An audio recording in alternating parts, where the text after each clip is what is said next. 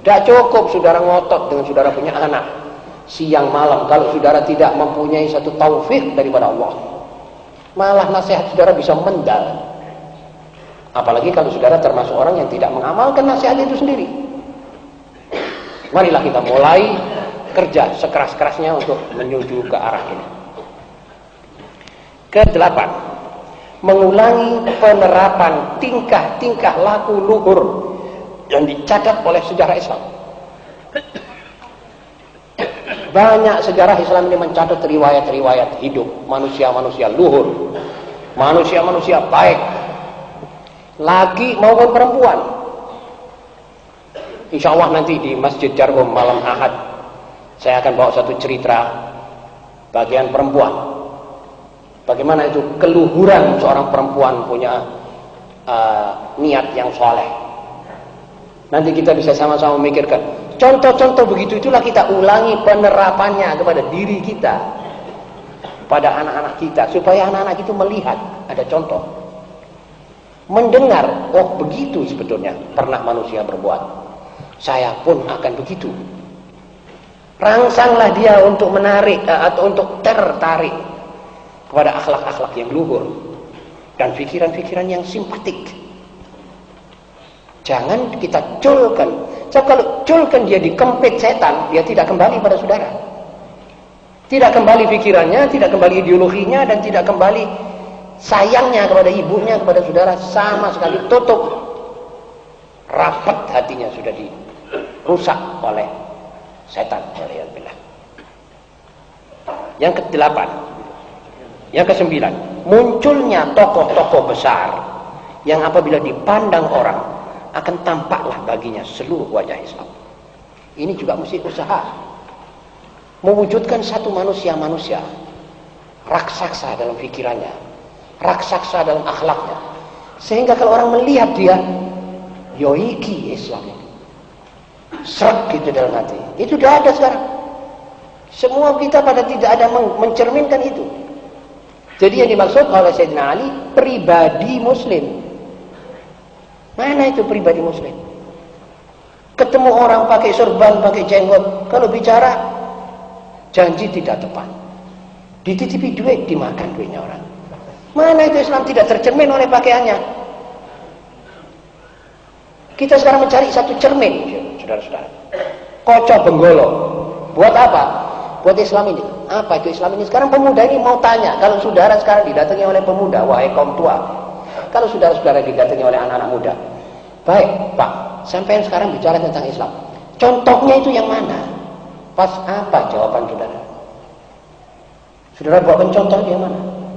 Jadi mestinya kita lebih dulu mempercontohkan itu. Loh iki loh, Islam itu ngene. Nek ngomong ngene, kalau mengatur begini, waktu marah begini, waktu ketawa begini, kalau bercanda atau main begini. Ada semuanya itu. Ya ungkap saja sejarah Rasulullah SAW. Pakailah apa yang dikerjakan oleh Rasulullah SAW. Nanti saudara akan merupakan cermin yang paling besar buat Islam, yang sekarang ini sedang dicari orang, dan sampai sekarang belum diketemukan. Akhirnya orang-orang yang betul begitu itu akhirnya dia uzlah. Yang bakal kita ketemukan betul-betul mencerminkan Islam, tidak mau ketemu orang sudah sekarang ini. Nutup, ngurung diri.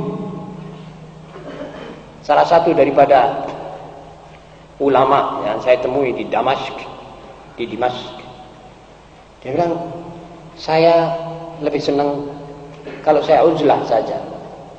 Ditanya oleh salah satu temannya, Bapak Guru, kalau sampai uzlah, lah ini masyarakat sampai tinggalkan pada siapa? Kalau saudara ini, kata dia, kalau sampai merupakan gembala, apa sampai mentoro kalau saudara punya kambing, saudara lepaskan dengan pasaran macan yang berkeliaran ini? Ya, tapi saya tidak kuat sekarang. Saya melihat wajahnya orang ini sudah seperti saya takut. Melihat orang ini saya takut. Soal semuanya macam mithli zi'ab. Lalu dia membawa syair yang lama dikemukakan orang. Awal dhi'bu fasta'nastu lidh-dhi'bi al-awa wa sawwata insanun fakittu atiru.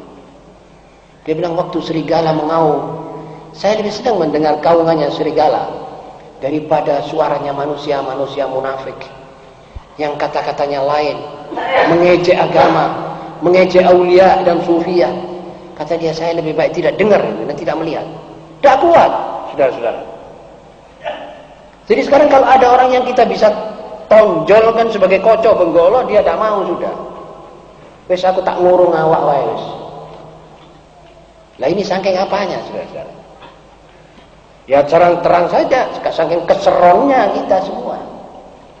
Karena itu, marilah kita mewujudkan satu manusia raksasa dalam utaknya, dalam fikirannya, dalam ilmunya, dalam akhlaknya, dalam istiqomahnya. Orang melihat dia itu, yo iki Islam. Tertarik kepada dia, mencontoh dia. Yang ke-10, mengisolir mereka yang masih baik dengan didikan Islam. Nah, ini sekarang ada sistem isolasi. Dalam pendidikan modern sekarang isolasi sistem. Jadi dulu orang yang sakit karena takut, karena dikhawatirkan menular penyakitnya, itu dimasukkan karantina. Ingat saudara? Itu waktu yang sakit cuma beberapa gelintir orang, dimasukkan karantina supaya tidak nular. Lah kalau yang sakit ini yang banyak, dikarantinakan di mana? Jadi sebaliknya, yang sehat sekarang ini di karantina.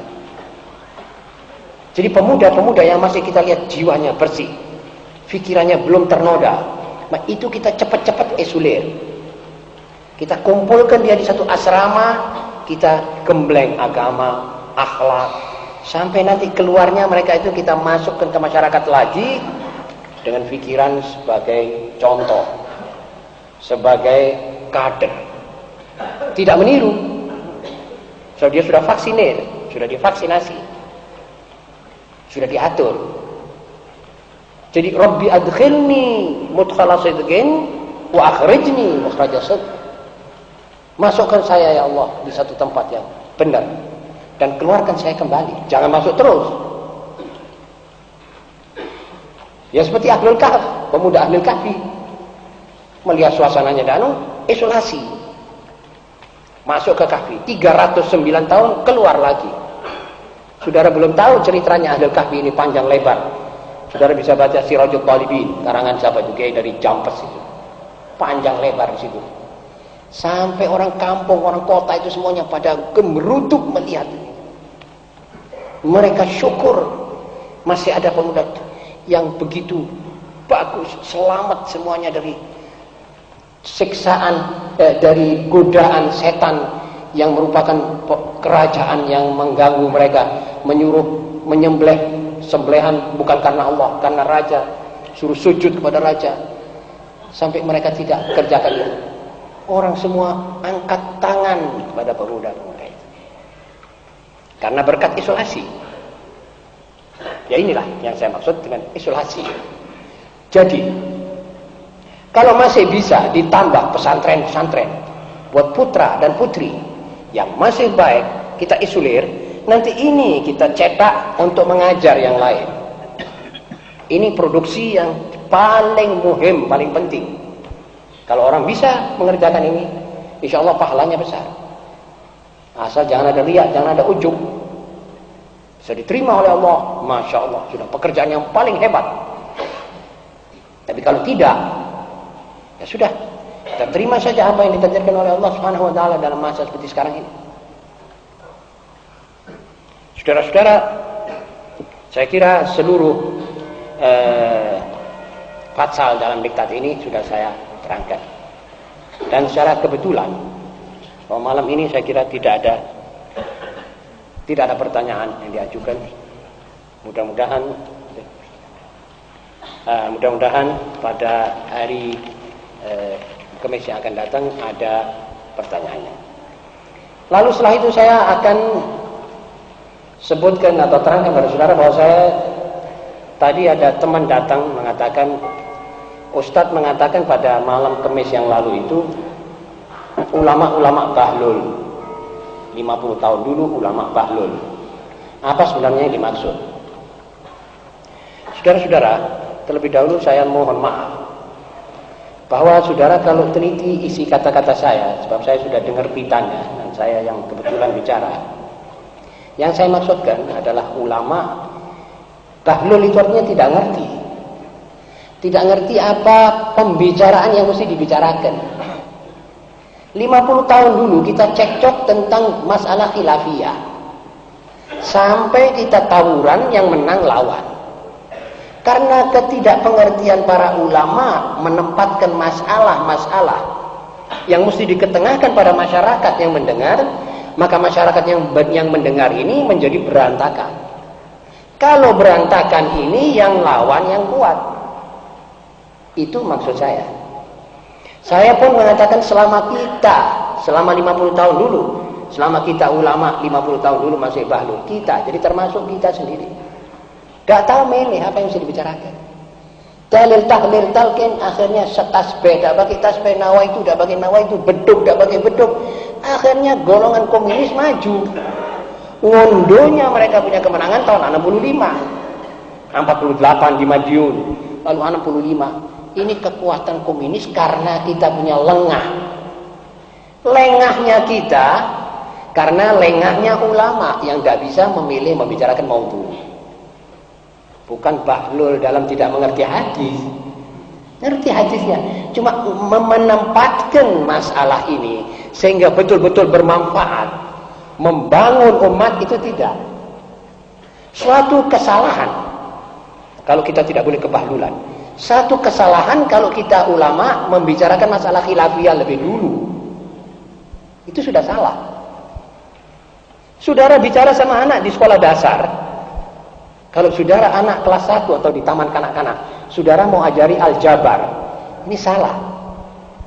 Saudara mesti ajari dia garis lurus, garis miring, garis itu dulu. Lalu A, B, C.